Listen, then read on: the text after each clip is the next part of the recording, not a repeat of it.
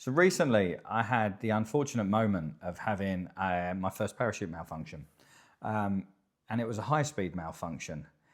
I want to talk you through that because what I've learned is that despite my extensive training and the fantastic people that did it, I was not prepared for it. And the seconds it took me to process that information, I hit valuable altitude. And really, I want this video to be for those people out there that may have not experienced anything like this, just to give you some things to think about. So let's go and take a look at the jump itself here. So I know this from my alti data looking back on the video, but I just turned there at 4,750 feet. And to give you some context, I would normally track through till around 4,000. But here it looks like I've tracked way too long. I enter a spin, ground's coming up close, and I'm on my reserve. We'll let that play for a second, just while I sort of talk you through some stuff. So what you can see in here now actually is me pausing just to take it all in and where do I put my handles and things like that. But what I've learned through looking at the video is that I would normally break away from a formation around 5.5 if there's a few of us, or 5 if there's not. Short track, pitch 374,000, and be under a good canopy by 3,000. They're my personal rules. That's what I adhere to. Here, for some reason, I took a longer than normal track. Finally, I'm figuring out I need to land that thing. What that essentially did is it took 8 seconds instead of my normal 3. So this is sort of some of the elements of the Swiss cheese effect lining up. And there we go, safely on the ground. So now let's talk about it. I want to talk to you about why I've got some of this data and, more importantly, what we can do with it.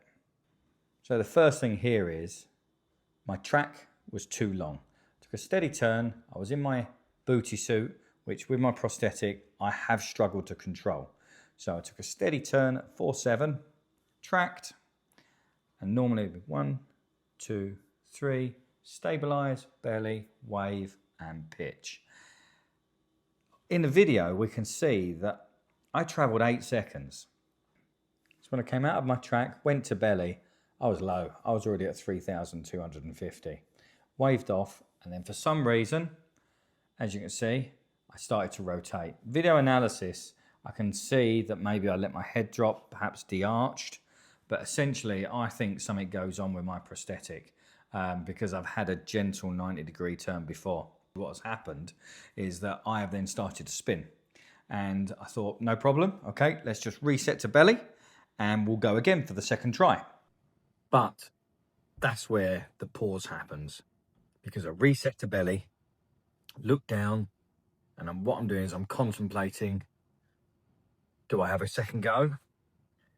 What shall I do? All those things are rushing through my mind. Obviously, this is, I think, 4 seconds the delay was in me contemplating what to do.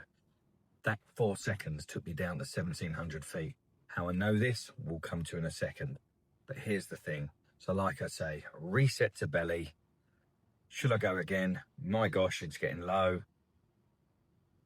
No, I've got to go for my handles. And then obviously locate my handles, cut, and deployed my reserve. Obviously the cut wasn't necessary. I'd had a total essentially. I had nothing out, but that's what your emergency procedures teach you. That pause is what let me get low. Now think about this for a second, people. You're traveling approximately 7 seconds every 1,000 feet in normal speeds. And being that this is a high speed malfunction, that's what you're going at. You haven't got the luxury of a partial above you.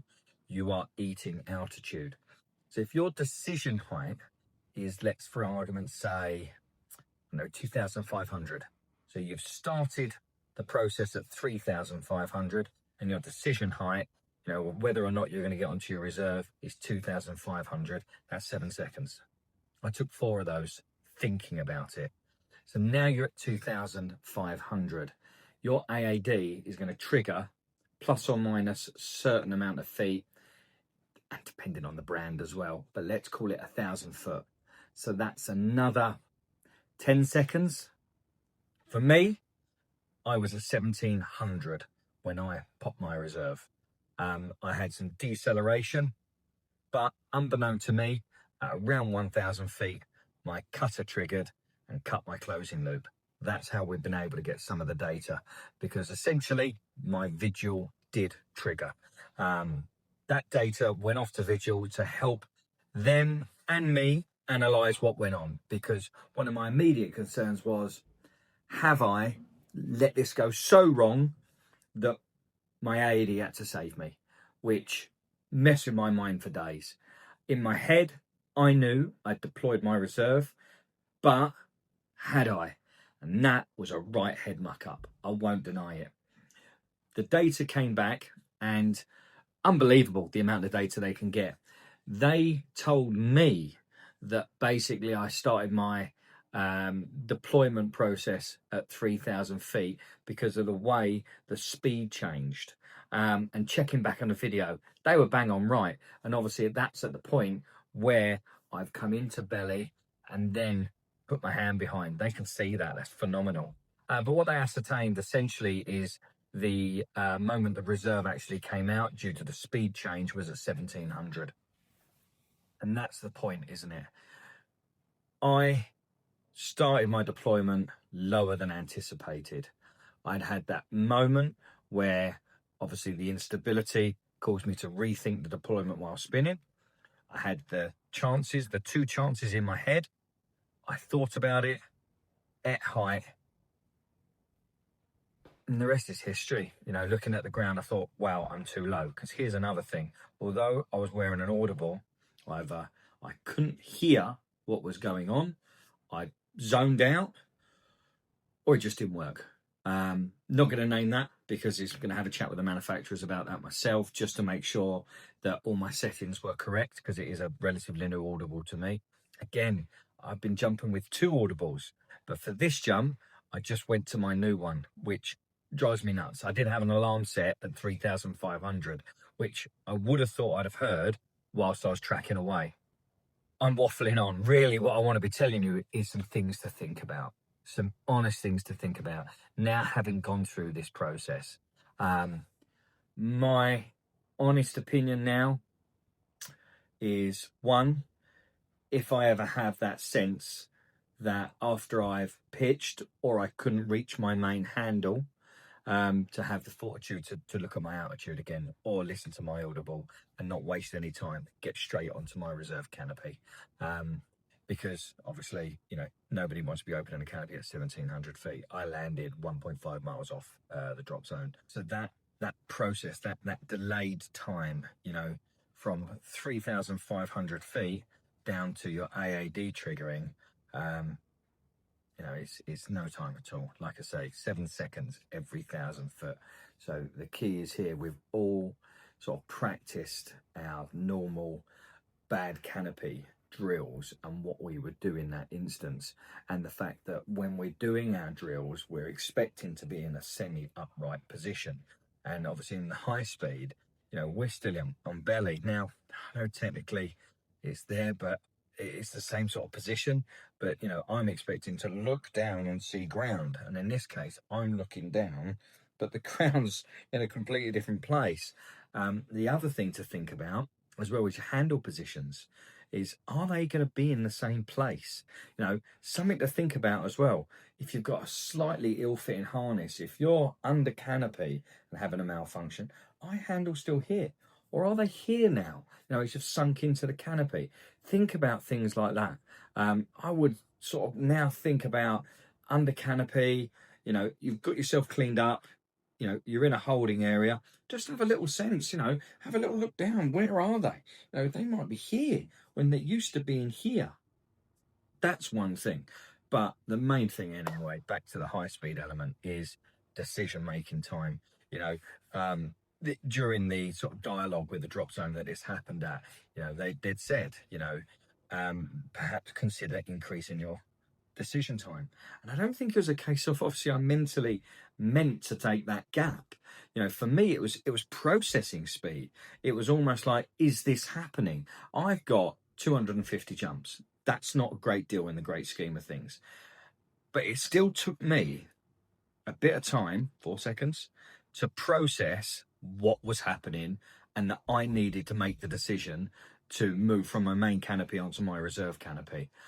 People who jump daily, or several times a day, or maybe have thousands of jumps, that might be instinct.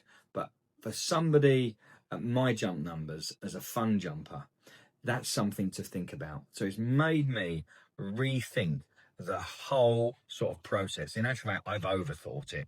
But essentially, guys, you know, emergency procedures, like go through them every day. Every day that you put that rig on, spend 5-10 minutes just feeling everything out, you know, making sure, you know, where your handles are, your normal cutaway procedures. If you had a cutaway on your helmet, wherever that may be, this really has brought home to me that things can go wrong. And I, for one, never expected that I wouldn't be in a position that I couldn't deploy main canopy. I don't know if that's arrogance. I don't know if that's overconfidence. Essentially, it happened. But training kicks in and you do what you need to do. But what I would have liked to have been in is a better position. Some would say, but if I had height, would I have gone for the second try? Difficult one. Hindsight says yes, because that's what we're taught to do. But again, perhaps before that second try, one thing I didn't do, I didn't outie check. I didn't sort of come back, reset belly, look and go. It was all being done by feeling instinct. And I think that's another thing as well. We all must maintain good outie awareness, you know, at every phase of the jump. Obviously, we're doing that on the way down. We're using our audibles. We're constantly checking for our break-off point. But maybe something that I've neglected, maybe other jumpers neglect that, is that point from break off to track to pitch. Because obviously in this case, you know, I've gone round, I've spanned, I've reset. Perhaps if I looked across and suddenly saw 2,500 feet, that's my personal decision height. You know, as my license number says I need to be under a fully inflated canopy by 2,500. So if I'm not under any canopy, for me, my personal decision height is 2,500. That would where I feel comfortable. Other people's may be higher, other people's may be lower. That's a personal choice. That's something you should speak to your CI about at your drop zone if you've got any doubt. You know, it's a very personal thing, but just bear in mind your license minimums for where you need to be under a canopy and perhaps consider those. But obviously I'm basing this on the fact that I had a total, but really we also need to think about if we had a bad canopy above our head, what our decision height should be. How long do we fight that for? You know, bearing in mind that I deployed my reserve at 1,700 feet, plus or minus a few feet, according to the data, but I was still traveling at a speed that my vigil determined was too fast at 1,000 feet, and that's why it obviously made the cut on the closing loop. So on average, I've read that a reserve can take anywhere between 500 and 700 feet to open. Obviously, if you've got a main canopy, perhaps a RSL or a skyhook or another form of MARD, that process might be quicker as your main's pulling it out. But based around 500 to 700 feet, if your AAD triggers at 1,000 feet, takes that time to open, you've got 200 feet to land that thing. So consider your decision heights. Thanks for taking the time to watch this through. I know I'm rambling. This isn't what I do. But I just thought I wanted to share my experience with people out there in the hope that you might be able to take something from what I've said, or maybe later sort of a seed of a question just to improve your skydiving experience.